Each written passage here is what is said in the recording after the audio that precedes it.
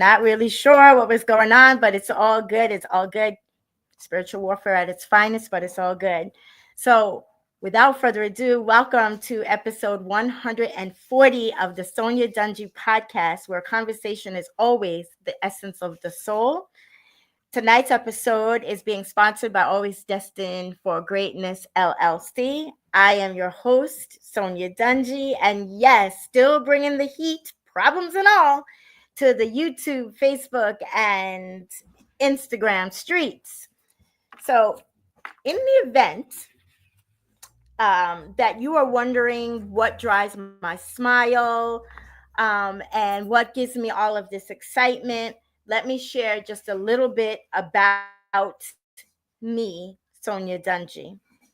Truth be told, I am not always full of smiles and excitement, by no means of the imagination. So here we go. On Saturday, January the 23rd, 2021 at 12 p.m. Eastern Standard Time, in the midst of COVID at the Veterans Administration Hospital in Northport, New York, as I held my dad's right hand and watched a tear roll down from his eye, crying profusely, I witnessed my dad take his last breath here on this earth and his first breath in heaven. Never had I experienced anything quite like that before when it came to death. Not up close, not a personal, not while holding a hand of a loved one. Now, my mama had went to be with the Lord a few years back before my dad's passing. I was there. I didn't want to be there because being there would signify that she wasn't going to be there anymore. So by me not wanting to be there, in my mind, she wasn't going to go anywhere. But when it came to my dad, I held his hand as the only sibling in New York to do so. And as I said, it was in the height of COVID and things were outside of the norm. And as a result, I immediately catapulted into that dark place where I remained stuck there for 342 days. I wasn't eating. I was losing a lot of weight, not realizing that I was doing that. I started shutting people from the outside out. I was making a dash to the cemetery every chance I could get, almost daily. I was smiling outwardly, but I was crying and broken internally. And it wasn't until I hit that rock bottom and I decided enough was enough. It was that 342 days later that I just spoke about, that I turned my decision into action and found the leadership of a mentor and a community of non-judgmental, like-minded individuals to uplift and support me in my journey. You see, I had to invest in myself because I was broken. I had to show up and I had to do the work, not for anybody else, but for myself. For myself. And I did just that. I invested in myself, in my personal development, in my self-love, in my self-care. And 4 years plus later, I'm a transformation coach. And that's why when I say I see you, I feel you, I hear you, because I once was you, that's the truth in it. That's the truth in it. And so today, I'm able to help those that are suffering in silence with no direction and no end in sight go from being stuck to resilient with an attitude of expectation and excellence so that they can achieve economic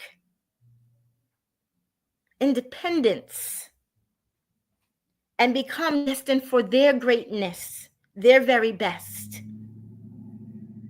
That's the reason why I've continued this podcast for 140 episodes. And that's why I vow to always show up. Because I know that there's people that were just like me that are going through those storms of life just like I did. And they don't know how to get out of it. And that's what I'm here for. Tonight, I will be leaving you with 3 steps towards resilience despite it all that you can refer to when life challenged. So without further ado, here we go. Step 1, acknowledge the reality without turning a blind eye. And that's something that I did. See, I didn't want to acknowledge the reality, so I turned away. So I didn't have to think about it. I didn't have to see it. I didn't have to hear it. I didn't have to have anybody talking to me about it. Trust me, it's not going to vanish. In that, understand that if the current situation is something you can control, by all means, look into fixing it. Look into fixing it. But if it is not, ligmo, let it go, move on. If you are a faithful servant, a child of God like I am, pray on it and give it to God. There's something to be said about the power of prayer, a positive mindset. And I can share that with you. You see, I was one that felt I never wanted to be selfish, and I always prayed for everybody else. Somebody would reach out to me, somebody was sick, somebody was ill, there was death in the family, somebody was missing, there was a car accident, somebody lost a job, was going through a divorce, had to relocate, house burnt down, lost all income. For many reasons, people would reach out to me because I've always been the encourager. I've always been that cheerleader. And that's fine. That's my God-given purpose. But you see, I never took the time out for myself to pray for myself, to pray to God Almighty for what it is that I was seeking. But boy, oh boy, when I did, it was the most gratifying thing. You see, each and every time I did it, I only started that last year. Everything that I prayed for might not have happened at the very second, but it happened. It happened. And I thank God that it happened. So I share that with you for a reason. Pray. Pray. But just be careful for what it is that you ask for, and don't complain when you feel that you received more than you can handle. Step 2, accept change. Accept change. Be adaptable and willing to make adjustments. You see, yes, change, it can be quite scary. There's a scary side to it. I promise you that. It's that feeling of the unknown, of not knowing. We've all gone through it in life, self included. But if you just embrace that uncertainty, just embrace that uncertainty and that potential negative emotions, just head on, thinking in advance of what could go wrong. It will help you. It will help you understand those challenges that will come. That self-awareness. You see, we often don't pay attention to ourselves. We're self-aware. We're just not paying attention to it. And that's something that I point out to you tonight for a purpose. Step 3, find solutions. Find solutions. Focus on problem solving. As I've learned, turn your problems into projects, turn your messes into messages. But in order to do that, you have to take those proactive steps. And included in being proactive is getting that support from a network, a community, for that emotional support. It's needed. And you know what they say about willpower? In the event that you don't, willpower alone will never, ever outdo community. You see, I had to learn that. That was a hard pill for me to swallow. You know me, I bring it, I'm raw, I'm authentic, transparent, hopefully relatable. And in that, you see, me, myself, I didn't believe in getting the support of others. I was that Mikey from Life cereal commercials. Mikey likes it. Mikey will do it no matter what. If nobody else wants to do it, Sonya, she's going to do it. And I would do it. Whether I liked it or not, I would help people and put myself last. But it wasn't until, again, that I went through my personal development, that I found myself leadership, a mentor, that I leaned on a community for support and realized I can't do it alone. I can't will it alone. My power is not enough. That willpower. But together, part of community, it's everything. It's everything. And even in those darkest of moments, and sometimes when I don't even realize it, I'm leaning on my community. We have a community chat, and your girl's in it all the time, from early morning, late at night, jumping in, jumping out, commenting. Because you know what? It's uplifting. It uplifts me in my darkest moments, even when they don't know it. Just seeing their comments, just knowing that they're there, that's everything. So I suggest you do just that. You do just that. And I'm not going to keep us long tonight because I believe that message was already delivered. But I am going to go through the steps again briefly, just so that you can hone in on them. Write them down. Trust me, it makes all the difference. And that step 1 was that acknowledgement. Acknowledge that reality.